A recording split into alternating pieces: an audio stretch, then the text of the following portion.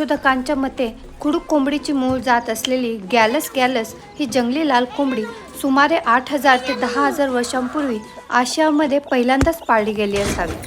सर्वात पहिले कोंबडी पालन प्राचीन दक्षिण व दक्षिण पूर्व आशिया, विशेषतः भारत, म्यानमार, थायलंड व व्हिएतनाम येथे झाले. भारतातून कोंबड्या चीन व जपानमध्ये पोहोचल्या. खुडूक कोंबडी अंडी उबवण्यात पटाईत असते.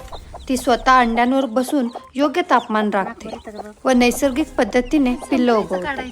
अंदाजे 21 दिवस अंडे उबवून ती पिल्लांना जन्म देते. खुडूक कोंबडीला दिवसा स्पष्ट व रंगीत दिसतं, पण रात्री अंधुक दिसतं. त्यामुळे ती संध्याकाळी सुरक्षित जागा शोधते आणि तिथे स्थिरावते.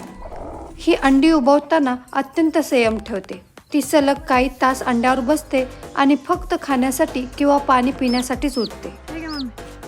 हिला धुळीत अंघोळ करायची सवय असते. मातीमध्ये